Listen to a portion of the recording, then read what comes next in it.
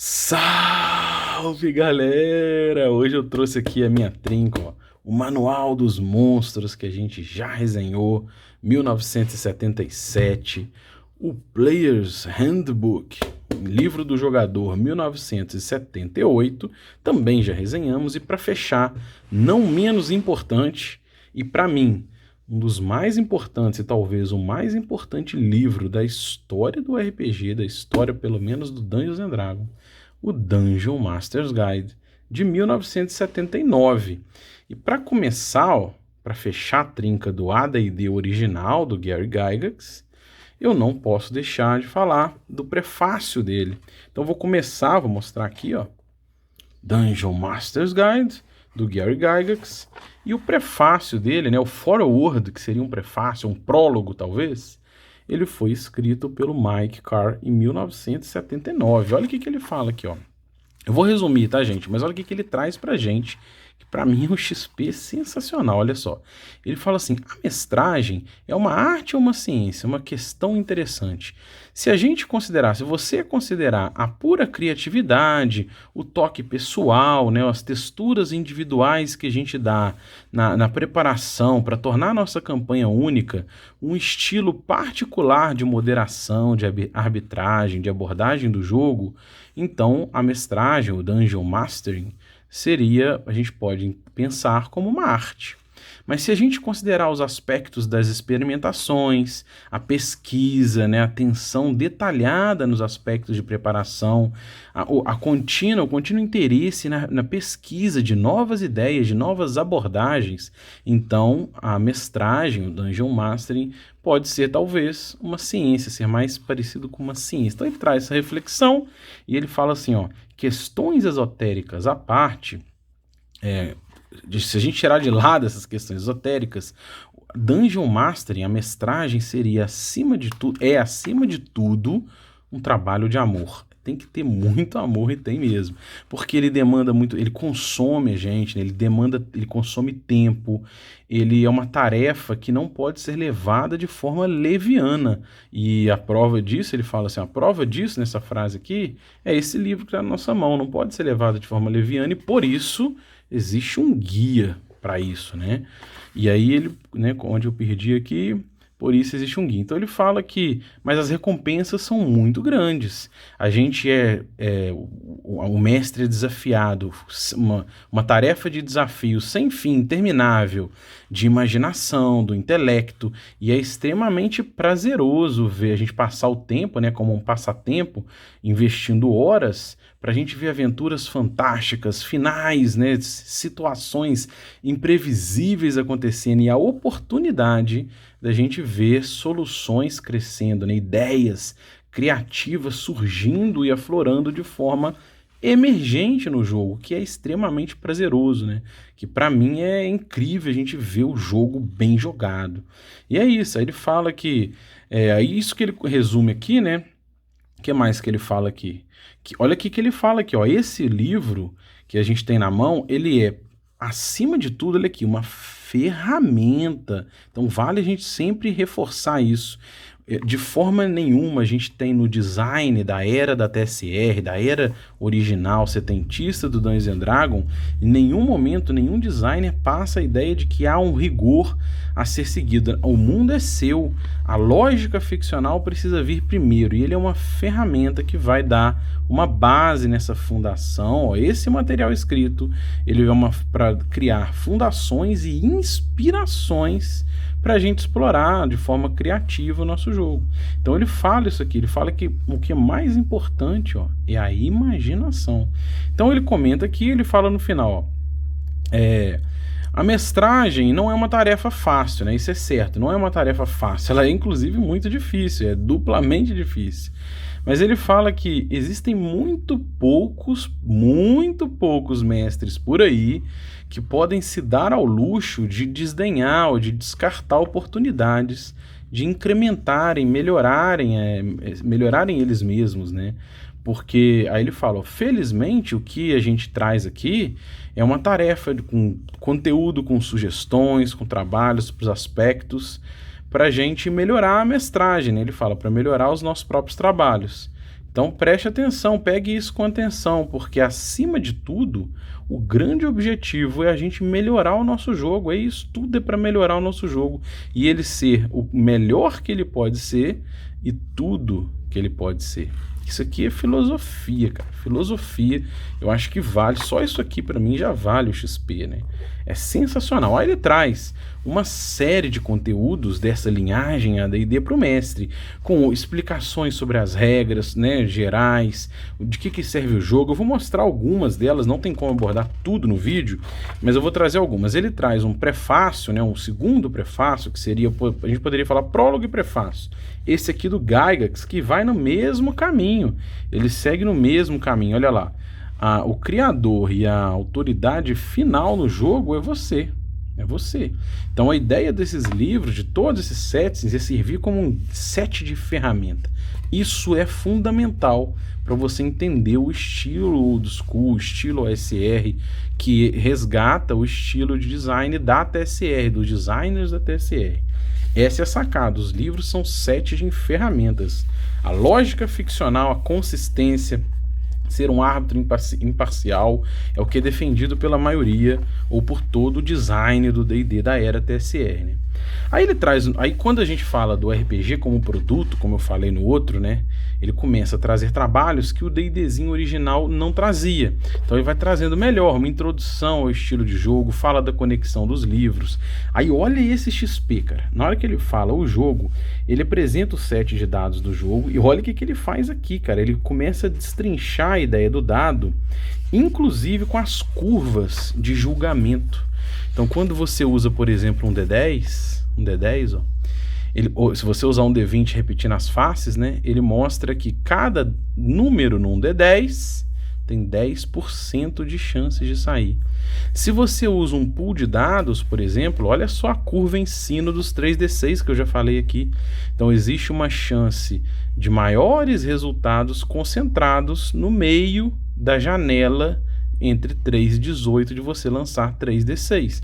Então ele traz aqui essas probabilidades para ensinar você, para nos ensinar, né, a fazer julgamentos. É isso que ele está mostrando aqui.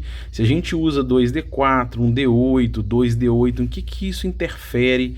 Como é que muda essa curva para a gente entender o que é regras como ferramentas? Então, se você pensar, vários sistemas que saem, o GURPS que sai do 3D6, os sistemas que usam 2D6, todos eles saem desse chassi dos anos 70 que já tinha estudado essas probabilidades. Mas o D&D ele se apresenta como um set de ferramentas e todas essas arbitragens, todos esses julgamentos cabem aqui, cabem dentro do D&D. Você pode, dentro do design do Dungeons & Dragons, criar sistemas de magia usando 3D6, né? E ele traz essa discussão ensinando probabilidades em cima do cálculo dos dados, que é um X pesaço, cara. Inclusive ele traz aqui, ó, como usar miniaturas, né, no jogo. Regra opcional. Como a gente usar miniatura no jogo? Ele traz uma opção aqui mostrando mais uma vez que o D&D setentista ele era um jogo para o teatro da mente. A miniatura era uma regra opcional se você quiser usar de forma didática para o seu jogo. Beleza. Não tem como falar tudo, né? Mas aqui ele cria, olha só que legal, cara. O Gygax já começa a entender, né, lá nos anos 70, de que as mesas são diferentes. O jogo é seu, a mesa é sua. Então, para você criar um personagem, às vezes você não vai querer uma campanha com a pegada ordinária dos 3D6 clássicos. Então, ele traz 4 métodos alternativos para você criar personagem. Então, ele traz, por exemplo, ó, você arranja, né, organiza na forma que você quiser, jogando 4D6, saiu o zoom aí, ó, sorteando 4D6 e removendo o menor resultado. Então você joga 4D6, remove 1, isso já era do AD&D, foi muito usado na época do D&D 3.5, né? Já estava lá, ó, é um método se você quiser.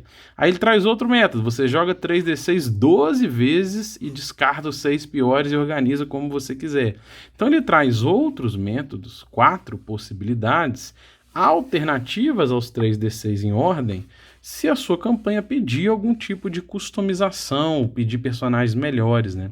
Então o Gygax já tinha esse olhar de que cada mesa é cada mesa, e que você pode trazer isso já em 1979. O que mais eu posso falar para a gente né, para a gente não perder tanto tempo no vídeo, mas falar algumas coisas. O livro todo ele traz também tools, né? Ele traz uma série de regras mostrando habilidades dos personagens, como interpretar essas habilidades, como trabalhar, várias opções, mas eu vou trazer algumas aqui que eu acho que a gente não pode deixar de falar. E uma delas que eu acho muito, muito, muito relevante é a regra de magia. Ele destrincha a magia, de por que essa magia é diária. Então, uma coisa é você pensar na mecânica. Para ficar equilibrado, eu vou pôr o slot de magia. Mas ele aqui tenta trazer uma lógica ficcional de por que a magia é diária. Então, e você pode trabalhar isso em mesa, né? O clérigo pode, por exemplo, fazer uma oração. E a cada horário, de repente, sempre ao luar, ele é um clérigo da lua, ele tem que fazer uma oração, pensar nas suas energias e resgatar essa energia divina. Então ele vai explicando isso, né? Como é que você adquire magias novas. Então ele fala, por exemplo, dos conjuradores, que a magia não é só estudar, você precisa de horas de sono, você precisa às vezes se conectar com o plano astral. As magias são extraplanares, são entidades, num espírito, espada e feitiçaria. Então às vezes na sua entidade você precisa ali estudar umas runas, traduzir os poderes de outro plano, entrar nessa ressonância com outro plano, e isso você precisa de uma noite de sono, esse ritual mais complexo que é o espírito vanciano, né? E a magia, na hora que você vai usar, é só um gatilho que você usa, um clique final, uma palavra final, para desencadear um ritual que é feito por todo um processo. E aí, uma outra coisa que eu achei muito legal é que para adquirir magias novas, o que se instiga é que os jogadores descubram isso no jogo, por pergaminhos, por tomos antigos. Não tem ali, ele não vai evoluir se ele ficar parado. Então a ideia de aventurar se envolve isso. Você já está aqui no AD&D 1979, esse guia, né, indicando a gente para induzir, para que o jogador tenha interesse de adquirir magias novas para se aventurar, né? Então ele traz muito, muito, muito detalhe em cima disso. Vou avançar um pouco, tá? Falando um pouquinho sobre as magias, magia astral, para a gente não perder tanto tempo nesse vídeo. E depois eu vou fazendo vídeos mais específicos sobre isso. Mas tem algumas coisas que eu separei que eu acho que a gente não pode deixar de falar, né? Então olha aqui, ó. Ele traz aqui, para você ter uma ideia, olha que legal, cara. Ele traz aqui, já falando um pouco de combate, da distância, olha só, iniciativa, dos encontros, aí ele fala, ó, negociação, tá vendo? Parley seria isso, já quem já viu o Jack Sparrow, parley. É tipo uma negociação. Por que ele traz isso aqui? Porque ele começa, pra gente ver que o D&D não é um jogo de combate, não é um jogo de combate. Ele traz vários momentos em que você pode evitar combate, você pode fugir do combate. Ele tem regras de fuga para mostrar que o jogo não vai nutrir essencialmente no momento do combate. O combate faz parte do jogo, mas ele traz regras de perseguição, olha só, regra de evasão, porque o jogo é um jogo de aventura, não é um jogo para ficar combatendo o tempo todo, né? O jogo não é sobre isso. Então a ideia é essa, e isso está no design do jogo. E isso fica mais claro quando a gente... Olha só, ele traz no livro um ensinamento de como você fazer a sua primeira dungeon. Então ele traz aqui um destrinchar para o jogador, um mestre novo, né? Ele traz o destrinchar de como você criar a sua primeira dungeon, que pode depois virar uma campanha. Então ele vai trabalhando aqui, ó, inclusive as negociações do mestre com os jogadores, construindo uma dungeon que inclusive tem um mapinha. Olha aqui, ó. O mapinha tá aqui atrás. Opa, passei muito? Aqui, ó. O mapinha aqui. Tá vendo? Da primeira dungeon que ele aborda, que é uma ruína. E aí, olha aqui, cara, isso aqui é sensacional. Olha o que ele fala aqui, ó. Ele tá dando um exemplo se você encontrar uma armadilha, tá? E você tem duas possibilidades de abordar essa armadilha. Uma delas é abordar de forma mecânica. Então você simplesmente determina uma probabilidade da pessoa perceber, na verdade não é armadilha não, a porta secreta. Para a pessoa perceber uma porta secreta. Então é uma chance em 6, se ele não for elfo. Se ele for elfo, é 2 chances em 6, para elfo e meio elfo. Numa área de 10 por 10 no consumo de tempo. Então, ele assume de uma resolução mecânica. A segunda abordagem é uma resolução narrativa. Então, você não vai rolar o dado. Você vai destrinchar com seus jogadores na dialética como que eles vão explorar aquela sala. se eles não abordarem de forma as ideias que estão envolvidas com a porta secreta, eles não vão encontrar a porta secreta. Isso aqui, que é o desenrolar do Player Skill, deixa eu já deixar a fitinha aqui para não perder. Isso aqui tá no Guia do Finch. Então, na verdade, quando o Finch traz uma rápida introdução ao estilo old school, ele não está reinventando nada, não está inventando nada. O que ele fez foi uma síntese. Quando ele fala do player skill e dá o exemplo da armadilha, por exemplo, ó, primeiro momento zen, segundo momento zen, ó, habilidade do jogador, não do personagem. Ele inclusive começa a dar exemplos de armadilha para você não fazer teste de detecção, teste de percepção. O que ele está fazendo aqui, na verdade, o Matt Finch jogava o AD&D quando ele começou. O que ele está fazendo aqui é simplificar num livreto o que já estava no guia do mestre do Gygax. As dicas já estavam lá.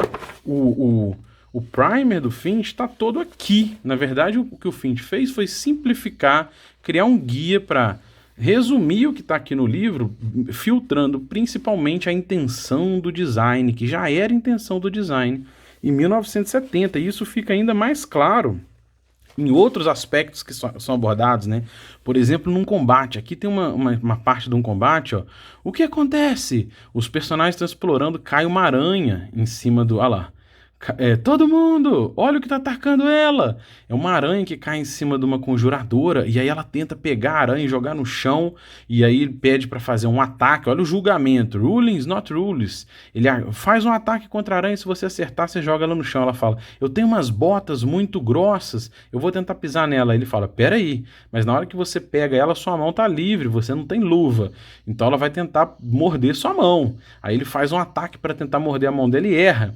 E aí ela caiu no chão, mas aí o clérigo tá próximo, o clérigo, eu vou lá e bato com a minha massa. Isso é combate full, envolvendo julgamentos num combate no teatro da mente, explorando o teatro da mente de forma dinâmica, riquíssimo, mostrando exemplo para os jogadores, para o mestre, de como conduzir uma aventura, como conduzir um combate, que é, cara, é um XP sensacional, sensacional. E aí, ele vai trazendo, né, regras de magia, regras de cenário, muita coisa que eu não vou, para o vídeo não ficar gigantesco, a gente vai abordando devagarzinho, eu trago de volta esses conteúdos específicos, né, quando a gente for falar. Ele traz tesouros, vários itens mágicos, ó, Wind of Negation, vários tesouros clássicos do Dungeons & Dragons, varinha de paralisia, de polimorfe, de detectar portas secretas, todo aqui. Traz esse XP todo, mas só para a gente fechar, né, além desse XP todo, eu não posso deixar de falar que no final do livro ele traz os apêndices, né? Quando o livro finaliza, ó, quando ele finaliza a parte estrutural do livro, nos tesouros, ele finaliza nos tesouros. Aí ele começa com os apêndices, ó. Cada título de apêndice, ó, como você gerar uma dungeon, olha lá, tem aqui gerador de dungeon, usando um sisteminha de dados e tudo, muito legal. E aí, nesses apêndices, ele vai passando apêndices gerador de monstros, encontros de monstros. Ele chega num clássico, que eu não poderia deixar de falar desses apêndices, que é um apêndice que eu já falei muito aqui no canal, que é o apêndice N. Então ele vai vir no apêndice, geradores, olha isso aqui, cara. Ervas, olha só, apêndice J, ó. Ervas, temperos e vegetais medicinais, né? Plantas medicinais, tá lá, traz tudo aqui. E aí ele chega no clássico, que é o apêndice N, que é um registro, olha lá, ele fala que é uma leitura educacional e inspiradora, um registro da lista clássica de livros, de toda a literatura, que inspirou, que referenciou o que é o Dungeons & Dragons, né? Então tá tudo aqui, eu já falei um vídeo sobre isso, vou deixar na descrição, aqui no primeiro Dungeon Master Guide. E por fim, mas não menos importante, ele deixa o Afterword, que seria as considerações finais, né? E olha o que está descrito aqui. É o espírito do jogo e não as regras como escritas que é importante. Olha isso, eu fico até arrepiado. Nunca use as regras quando isso, né? Nunca use as regras para confrontar, como uma barreira diante do que é lógico, do que está claramente indo de encontro à intenção óbvia do jogo. Então, a lógica ficcional está em vigor, a regra precisa vir a reboque. Isso está claro no Dungeon Master Guide, em vários momentos do livro, inclusive nas considerações finais. Aí ele fala, ó, se você seguir de uma forma lógica, de uma forma consistente, de uma forma consciente, com respeito, você seguir a conformidade maior do sistema, a uniformidade geral do jogo, as regras de comportamento, né? Se você seguir de uma forma geral o jogo, de uma forma geral, certamente você terá segurança de que é você que domina o jogo e não os jogadores. Isso não é uma questão de ser arbitrário, tá, gente? Não é isso. A ideia é, né, a função do jogo, você assumir o papel de juiz. É como se fosse um juiz do futebol ficar perguntando para um jogador se foi pênalti, o que ele acha, se foi pênalti. Na hora que você tá ali, a decisão é sua. É isso. No momento do jogo, na experiência do jogo, a bola tá contigo. A decisão é sua, né? Então ele fala isso. Você entenda, ó, que isso aqui são parâmetros. Os parâmetros do AD&D, as regras como ferramentas, eles estão ali para te dar um suporte, mas você é o criador e o árbitro final do jogo, né? E é isso, e coloque as coisas nas ordens que elas devem ser, ó. Primeira coisa, o jogo, né? A lógica ficcional, a lógica do seu cenário.